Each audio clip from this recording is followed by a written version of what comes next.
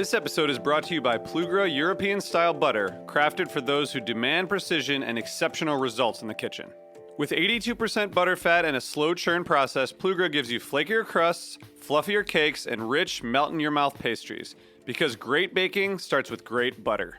Unlike standard American butters, which have only 80% butter fat, Plugra ensures the ideal moisture and fat balance so your recipes turn out just right every time. That's why professional chefs trust Plugra and home bakers love it. Plugra's slow churn process creates a smooth, creamy butter that gives dough a soft, pliable texture, making rolling, folding, and laminating effortless. Whether you're perfecting a buttery pie crust or layering a delicate croissant, Plugra helps you bake with confidence. Experience the difference for yourself. Find Plugra in stores near you or visit plugra.com. That's Plugra.com. Hey everyone, Greg Benson here, and if you're a regular listener of the Speakeasy, you probably know by now that I've been working to bring 100% pure, actually good-tasting agave nectar to the United States for a minute. But I wanted to give you a bit of an update. I actually got to travel to the farm where these amazing plants have been growing for decades, and it was just a genuinely moving experience. I got to see these agave in their natural habitat and see what it means to Rogelio, the farmer, to be able to care for the descendants of the same agave that his grandfather was growing almost a full century ago. That's why I'm proud to announce Quixote Imports, a new venture that's dedicated to preserving these agave and, yes, still bringing in the same fantastic, earthy, lightly fruity agave nectar that's going to make you wonder why you've been wasting your time with the crap at the grocery store. Plus, our fans here at the Speakeasy can get free shipping at checkout with promo code Speakeasy, so don't wait. Head on over to QuixoteImports.com and see what agave nectar is actually supposed to taste like, and use promo code Speakeasy for free shipping. Salud. You're listening to Heritage Radio Network. So you don't shun the devil with your rock and roll load. Knows that country music's gonna save your soul. The devil runs his groove in them rhythm and blues that sound. It's gonna get you sun in the air. Welcome back to the Speakeasy. I'm Sother Teague. And I'm Greg Benson, and I am back from my travels. Yeah, buddy. It's been a minute. I've been to Georgia, Texas, Georgia again, and then Arizona. Visited some really cool people, saw some cool stuff. Very excited to be home. Yeah? Yeah. Always good to get back to your own bed. Amen, man. And also, this is my favorite time of year to be in New York, and I hear it's going to be beautiful any day now. Yeah. We keep getting teased. Flashbacks to winter. We had a little bit of a frost earlier this week, but the rest of the week's looking pretty good.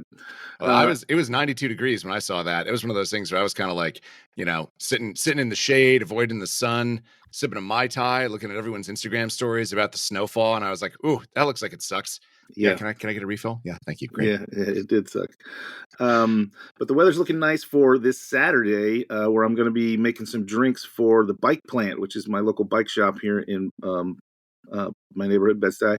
And I got Misguided Spirits sponsoring that. I'm going to make some cocktails using their whiskey, their tequila, and their vodka for a bunch of bicyclists. And the Bike Plant's great. They raise money each year in their annual party for a bike repair fund, they call it, and it's so people in the neighborhood who can come in with their bikes, and if they're not in a great state of repair, they can get them fixed for free or at a discounted price if they can't afford it. So it's really awesome.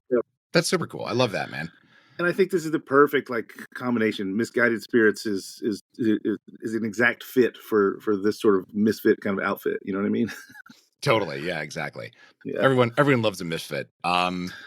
Speaking of misfits, I was going to say bicyclists. I actually don't even know if this guy likes to bicycle or not, but we've got someone that I think is going to be very familiar to all of our guests here in the studio today. We have Colin Asare-Appiah, aka Cocktail Colin, aka Get Involved, bruv. What's going on, man? It's good to see you.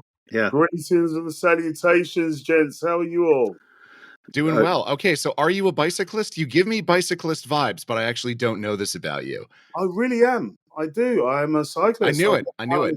Yeah, I have a little shopping basket in front of my bike, and I get out and about in the city. It's great. You're so continental. Just buzzing around on your bicycle. I have a picture of it in my mind. Exactly. I thought you would. It's perfect. I know, I can see it. I don't even have to stretch my imagination all that much. Well, Colin, Excellent. not unlike good Greg here, you travel a lot. And a lot of your travels recently have been to one particular place. Can you talk to me about what's going on in Africa? Yes, I can. I have been spending the last few years actually developing a festival called Ajabu, which is a place for the bar and hospitality community from all around the world to connect, collaborate, and create. And it has actually really galvanized the Pan African cocktail movement and also brought in all of our friends from all around the world to take part in it. And it happens in South Africa, and it's just the start in South Africa.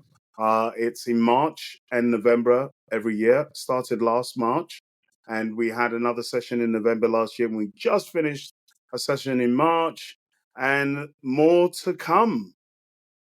Well, what are these sessions all about? You know, I follow your Instagram and your social media, and I get to see little snippets of things. But talk to us a little bit about what actually happens on the ground in Africa during the festival. Yeah, during the festival, we've obviously education is foundational. So we have an education platform across all of our partners, our partner bars, and the idea is that Ajabu drives all of the communication, i.e., all of the education and all of our activities to bars. So we have educational pieces in the bars, and then we have pop-ups in the evenings. And it's really proved to be an amazing formula. What I find a lot of the times when I go to a lot of cocktail festivals is the Central A Hotel and Convention Center receives all the attention, receives all the love, receives all of the funding, and then local bars just end up receiving just a little percentage of the activities. So we make sure that all of our education happens in the bars and all our pop-ups happen in the bars as well. Consumers, prosumers, and the industry come alike, and it has proved to be a really amazing and really worthwhile formula for us and a good platform for us to showcase what our international bar partners bring in, along with what our local bar partners. We've managed to bring over some really interesting talent to South Africa at the moment. Eric Van Beek being one last November when he won Best Bar in the World. Him and his team, their first trip out of Mexico City was to come to Ajabu. So they did a tour with Patron Tequila. They came to Ghana. They came to South Africa to Ajabu, and then they went to Kenya and Nairobi. Amazing. And they popped up in Frontback in Ghana. They popped up in South Africa at Sinantax, and also in Cape Town at Cause Effect. Then they went on to Hero Bar in Nairobi in Kenya. And what we're noticing is with all these great brand partners and bar partners that we have coming on the continent, it's providing a great platform and exposure that the continent really richly and rightly deserves. And it's really showing that there is a real growth and an appetite for more information, education, and collaboration across the continent. Eric was really inspired when he came, and he found some ingredients which he wanted to use in his new bar. It really inspired him, but unfortunately, it's only available in South Africa. So I told him he has to maybe smuggle some out of the country the next time. I mean, that's the nature of, indigenous and local ingredients, and that's what makes bars all over the world special, right? Is that they can Yeah. use things that are only local to them to create signature serves and things like that. Yeah. What inspired you to get involved, bruv? Oh, man, with as you this whole know, situation. as you know, I always like to get involved, right? Yes. And I'm a proud African. I was born in Ghana, and I've always wanted to do something in Ghana. When I opened the lab bar with Douglas, we opened the London Academy of Bartending, which moved into the lab bar with Douglas Sankra, our dear friend, God bless his soul, who passed away. He created the Porn Star Martini. Mhm. Cape Town was the muse for the inspiration of the Pornstar Martini, even though he developed it when he was at Townhouse and the lab with us. But Cape Town was always the muse. We actually opened a lab bar in Cape Town in 2000. Yeah, 2000. And it was awesome to see how what we started in 2000 had morphed into where Cape Town is now as a cocktail destination. The bar scene is rivals some bar scenes all over. And what I wanted to do was ensure that we kept Douglas's name alive, firstly, because he was all about education. He was all about building a community and creating a Pan-African movement. And that inspired me to get involved, along with my dear friend and partner, Mr. Mark Holmes, who we created a vodka brand together and worked together for most of my adult professional career. And he's also very Afrocentric, and he wanted to come along for the journey. And both of us decided that, yes, it was the right time and a moment to start our cocktail festival. There have been cocktail festivals on the continent before. Lara Rara, who's on the Tales committee, has a cocktail festival, Lagos Cocktail Week, which has been around for 10 years. Yeah. Wow. Yeah, we really want to celebrate that. And then also the Nairobi Bar Show has been around for goodness knows how many years. And we thought, let's join in the party. And yeah, I really wanted to be involved and to bring all of the friends that I've made in the industry from around the world to South Africa, which is a gateway into all the other parts of the continent. And each country is so different. Yeah. And the idea is that one day we'll be able to move the November dates around the continent to ensure that everyone gets to shine. And with that, I think it will be really, I think it's in a perfect time for me to offer you, Sother, the opportunity to come to Ajabu in November if you have Yeah, the I was time. looking through my email for my invitation. I didn't see it, so I'm glad I'm getting one in person. It's so funny. He Mark. wanted to hand deliver it. Wanted Yeah, to make yeah. sure. I need a know. gilded Mark and I gilded were just talking invitation. about it. Well, that's something I want to ask. Like, it's so, you know, Africa's humongous already. So even just getting there from anywhere else in Africa seems like a hurdle. And then, it's so far from here in America. It's closer to other places, obviously. But like, how do you encourage, all your friends? And I know you have many. You've been doing this for forever. How do you encourage us to get over there? Like, and also, like, why has it taken so long for such a humongous place with so much, as we already mentioned, indigenous ingredients that work so well in cocktails? Why has it taken so long for this to materialize, do you think? Yeah, well, if you want to spend the next like 5 hours unpacking all of that, I'm ready to go. Just in a nutshell, there's always been that thought that if you go to Africa, you might get eaten by lions. I mean, it's something that Mark and I talk about uh, often, and it makes us all laugh. It makes you laugh. It's the truth. You're There's right. always been this underrepresentation of what is possible on the continent until you actually get there, and there hasn't been a spotlight shone because of the fact that people always wanted to go, but they just didn't know how, and they didn't have necessarily the vehicles to be able to do it. Now, I believe with things like Ajabu, with cocktail festivals like Ajabu, with the Côte d'Ivoire bar show, which is happening across French-speaking Africa, with Accra bar show that's happening, with the Nairobi bar show as well that's happening. These are all places and vehicles and spaces for people to be able to come to the continent. And then I think once everyone's come once, you're then hooked in. There are 54 countries on the continent, all with different languages, different topography, different landscapes, different ethnical uh, uh, peoples, different races of people, different religions, different food, different flavors, and it's just so vivacious and colorful. It's an amazing place and an exciting place right now. But to answer your question in a nutshell, I don't believe that people have really figured out how to make it happen. And also, there's been such a move and a trend in the past with bartenders around spirits. If you look at a lot of the cocktail trends, the movement of bartenders has been based around the trends of spirits. There was that American whiskey boom that is and was happening.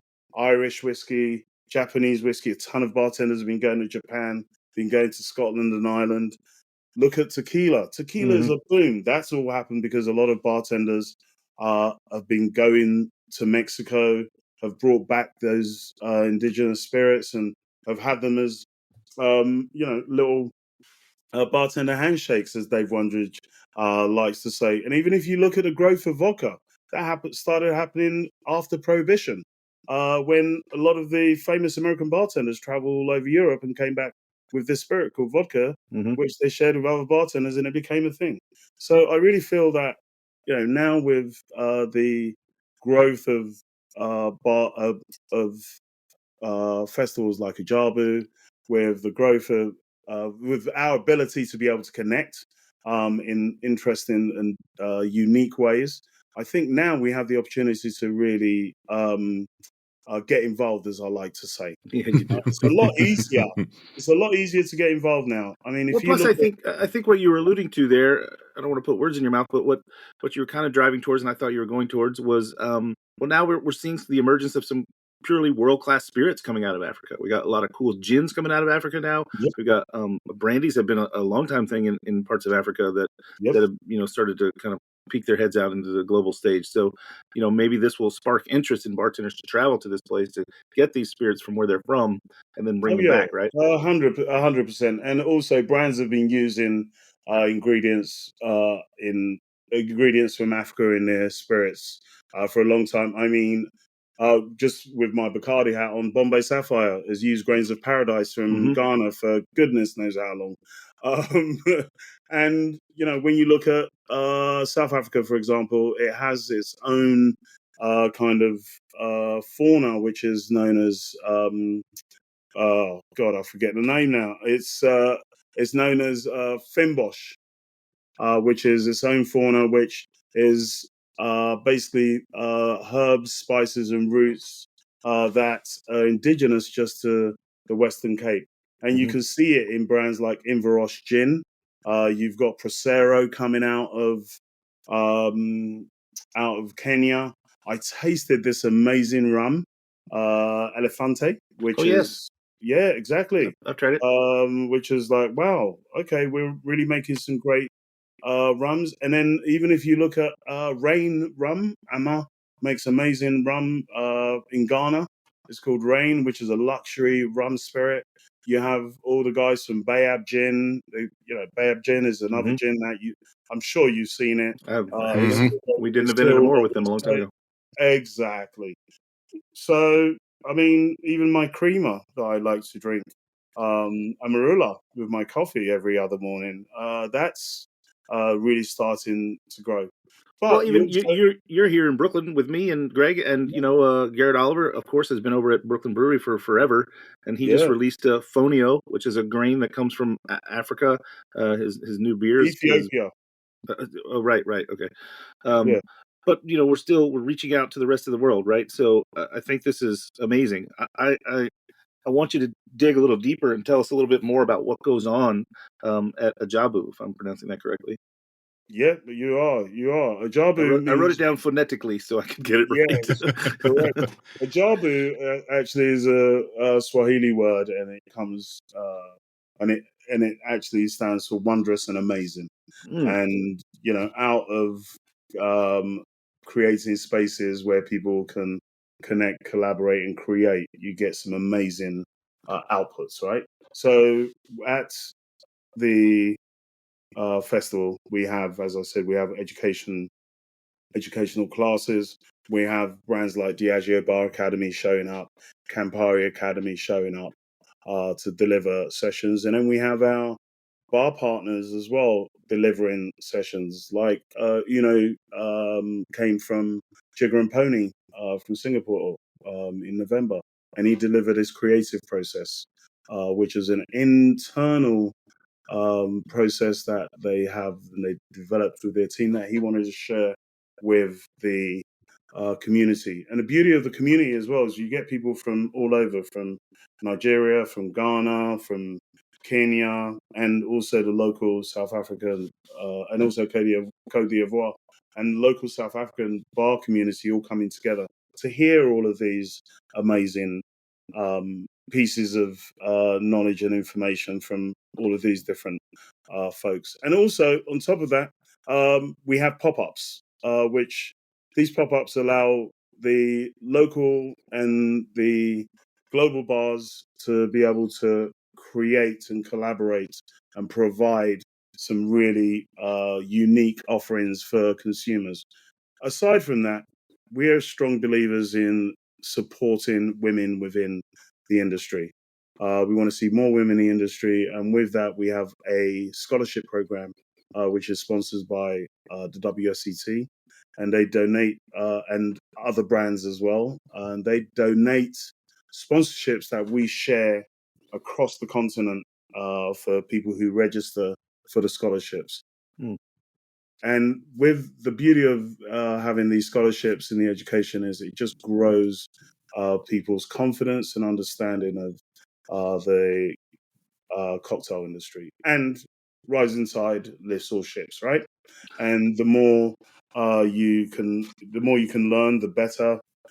Each one teach one is one thing that I always like to say. And then with that as well, actually, we've been speaking closely with Steve Olson around trying to get bar involved as well, which is one of the most in-depth sessions ever. I'm scared of it. You know what I mean? It's like, whoa, that's a real commitment. You know, I know people that have come through it and they've tore their hair out, but they've all said that it's definitely been platform that they've really appreciated. So yeah, speaking of Steve Olson and the bar team to try and get them more involved. But those are the kind of things that are happening on the ground. And we're just intentionally as well going out of our way to make sure that we are including as many different areas of the hospitality industry as possible. There's a massive rise in tourism across the continent. And with that, a lot of the hotels, their offerings are definitely changing and upscaling in that they're all looking for insights into what hospitality looks like and how it can grow within the hotel space. And someone like Leo Robichek recently came in March and delivered a session on the growth of hospitality within the hotel space for a lot of the beverage directors and the beverage managers in Cape Town and Joburg. And the beauty of that is, hey, come on, it's Leo Robichek. He ran a Nomad, and he still runs the Nomad, which has been an award-winning, has had an award-winning beverage program for generations. Yeah, I want to talk a little bit more about like what is the interest there, and obviously it's there. So like, I think that maybe the places that don't get enough attention. Yeah. Does it spawn from the fact that, like you just said, there's a lot of tourism there? Of course there is. Are the tourists that come there, are they the ones, are they looking for a good cocktail, or are they just looking for, vodka soda? No, they're looking for a good cocktail. They are the fact that you've flown all the way that's around what the I was world. thinking, You're looking right? for something a little bit more interesting. Right. Hey, there's nothing wrong with a vodka soda. Hey, No, you know of course I not. love vodka, right? But they're looking for something a bit more interesting, a little bit more intricate, a little bit more thought out, and they're looking for local flavors and local indigenous products as well with that kind of serve. So it could be a vodka and soda garnished with some fembosch from the Western Cape. I know Right. Kurt Schlechter, who owns Cause Effect, is very much about that and has been promoting that for such a long time. The guys at Fable as well have been doing that, and also the guys at Drinkery and the other partners that we have.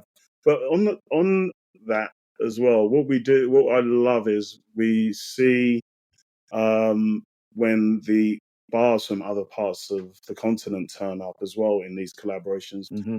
They bring their local indigenous ingredients as well. Like I love seeing when the guys from Kenya come, they'll sometimes bring a nice little coffee into their cocktails. The guys from Ghana will bring different kinds of peppers and spices and stuff to their cocktails. The guys from Cote d'Ivoire will bring a blend of like their juices that are just available, things like tamarind and stuff like that they use in their cocktails. And I think it's really appealing for someone who's traveling to South Africa or any part of the continent to really try something different. I believe that they're all looking for something different when it comes to their cocktails, even beyond the vodka soda. Yeah, of You course. know, I mean, I there's feel like nothing wrong with that, but they're looking for something a little bit different. I feel like the traveler who's going all the way to Africa is pretty elite, right? Yeah. So that's there's no supply without demand, right? So I think that the travel probably is what's coming in and creating a supply because they're kind of demanding this product, right? This level of production. Yeah. And also, when it comes to traveling around Africa now, obviously, it's kind of, you mentioned it firstly at the top of the conversation. It's still quite expensive traveling across Africa. Sometimes it's actually cheaper to fly into Europe and then to fly into another part of Africa, or fly to Dubai and fly. Oh God, yes, it's so true. Sometimes you can fly from South Africa to Dubai to Ghana cheaper than you can from South Africa straight to Ghana. Right. You know, it's just the way that all of the flights are scheduled, and there's those little barriers to people's movements, but all of that's changing. There's there's definitely more attention being paid to Africa now because apparently within the next 25 to 30 years, the majority of or the most densely populated places in the world will be on that western part of Africa. There's conversations around changing all of the road routes and stuff, the ground transportation to make it easier to move around the continent. The governments have already started talking around making it easier for people to cross borders with visa restrictions being removed and stuff, which is really good for everyone. It's great for trade. It's great for people to move because, hey, when we get more migrations of people, the beauty of it is they bring new ideas and new ways of working and elevated ways of community, and hopefully they add more to the culture of the places that they come to. I kind of love that, and I wanna ask sort of what is the what the reception has been like of these tourists who are coming in and are seeing like all of these developments, trying all of these like local ingredients. Kind of what is the I don't know, very different. Obviously, but I remember when I was living in Scotland, people would always come and want to try like authentic Scottish food, and I would be like, what there's a chip shop down the street, I don't know what you're meaning. And people were always kind of like a little bit disappointed because it's British food, it sucks, but the flavors you're talking about, oh come on, Get out of here. like the Indian food in Britain is phenomenal, like the Chinese food in Britain is phenomenal, like British food is just they boil everything. I don't know. Come on, that was in the 60s, bro. That does not happen anymore. Okay, all right, well counterpoint then. What are some of your faves?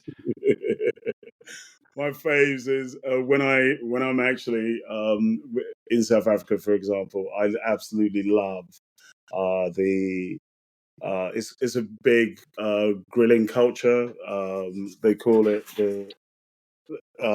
it's a grilling culture that they've actually developed over years, and we absolutely, whenever we go, we always have an opportunity to go to these places. They're known as braais. You go to a braai, you sit down with friends, you have loads of beers, and there are all these different meats and game and everything gets brought and then you have the indigenous local what it is like a local starch is called pap, which everyone loves. It's funny because we have a similar kind of thing in West Africa called fufu, which Mhm. is what we have, and you have something here um, in America as well called grits. Is that same similar kind of texture, similar kind of idea of what it fills you up, but it's something that you grow up with as a kid. It's And funny, you know. In I lived in New Orleans, as you know, for a while, and yeah, obviously a lot of African influence there. And mm, there's a common lunch that you eat. It doesn't really have a specific anything, honestly. It's called grits and grillade, which just means yeah. grits and grilled, right? So you get grits and something grilled. Yeah, and basically that's like a braai. When you have a braai in South Africa, that is basically I love it. lots of grilling, lots of beers, and lots of camaraderie. And it normally happens, over the weekend. Everyone's unwinding, and it's a great social occasion. There are many social occasions across the continent, and this is one that I really appreciate being involved in. And it's something that we introduce everyone to when they come to Ajabu. But then some of the takeaways that we've had from people, for example, is like Simon Ford came last November, and one of the things that he said was there's a wonderful thing happening in the hospitality world, and it's just great that Africa is at the heart of the conversation at the moment, and Ajabu is definitely helping to drive that optic. And the energy of Ajabu is, as he said, is spreading internationally, and it's really providing an opportunity for people to connect. And he really loved seeing that. And when he came, he was really blown away by the excitement of what the possibilities are for the continent. And as he said, and I always like to say, Africa's now, right now. Well, yeah, You and know? that's why we have you on here. I know we're coming close to the end of our time, Yeah. and it always goes too fast with you because you have so much to say, and you're such I'm sorry. you're so no, it's Yeah. radio. It's radio. It helps if you have something to say. Um, but you always have great stuff to say, and you say it so well. Um, you know how there's plenty of advice out there about everything, of course, but there's a piece of advice that I've heard numerous times, especially in our world, but also in world of just generally festivals, which is never start a festival. And here you are starting one. How are there some hurdles that you didn't foresee? And then obviously it's being well received so far, but what's the growth model, and how do you see it going? As we continue forward. Yeah, I mean, thank you so much for asking the question. And yep, it's definitely it's been a labor of love. So it's Hmm. definitely not felt as I've never looked at it as something which we're not in this for the fame, the glory, the money, or anything. I mean, it doesn't obviously we're not going to necessarily make money because our vision for Ajabu is to provide a platform where people can come, as I said, to connect, uh, collaborate, and create. But then also with that, we are really hoping that with the festival, and I advise everyone to start a cocktail festival. Actually, not. Okay. Done. Yeah. Okay. But no, if you have something to say, and if you really believe in your region and what you have to do, I mean, Jan McPherson, for example, just started his Edinburgh Cocktail Festival. He Hmm. was with us in March, and I remember both of us talking about it, and I said, "Wow, good luck, my friend." And my guys in Ghana, from back, they started the Accra Bar Show last year, and everyone knows it's not easy. But if you want to shine a spotlight on your community, is the best way Hmm. to do it because you bring people together, and that's really important. And with that, actually, we're trying to do a pop up at Tails at the moment. We're in the works of making that happen to bring some bartenders from across the continent to pop up at Tails at a cocktail, which is really important for us. When Eric came, he offered Eric Van Beek a handshake. He offered some of the Africa bars as well to come and pop up in his bar handshake, which is amazing for them. They really appreciate that gesture. I appreciated that gesture as well, and I think it's great for community. And also, you mentioned about starting a festival, not starting a festival. I think I take great joy in the fact that I've had the opportunity to be a part of this movement, and Ajabu being a festival that's kind of a vessel to bring the excitement that's happening on the continent to people. To the fact that if you look at all the Tales of the Cocktail nominations for international bars from Africa and the UAE, you'll see that over the last 2 years, there's been a massive growth in recognition of these bars on the continent, more so than the UAE, which far outspends all the bars in Africa because of the infrastructure that they have and the amount of the access to capital, which is a massive part of how you can develop your hospitality in your area. But against all of this, all of the bars in Africa are rising, and Africa Rising is a real thing. And we're looking to celebrate that at Tales of the Cocktail this year. So obviously, Sother and Greg, you have to come in a room and get involved. Will do. And then also with that, in November, we're going to have the November edition of Ajabu in South Africa, in Cape Town. And that'll be from the 18th to the 24th. And Sother, Mark and I hope that you'll be able to join us. And Let's also work something out. the team from Rachel Harrison PR would Love hope her. that you can join in. Yeah. And get involved, bruv. Well, listen, that's what I was about to say. Nothing cool is easy, Colin, and I know you know that. And I know that you've spent your career doing difficult things that were cool. Yes, right? So how this can the right thing? Yeah. How can our listeners get involved, Bruv? Is there Right. is there somewhere to follow? Is there somewhere to maybe donate? Is there somewhere to just highlight and exalt and lift up? Yes, there is. You can get involved. Thank you so much. Firstly, you can have a look at the website, Ajabu Cocktail Spirits Festival.com. You'll see on there you can donate towards scholarships for the bar community. Awesome. And also you can follow us on social, Ajabu Festival, and you'll be able to help us.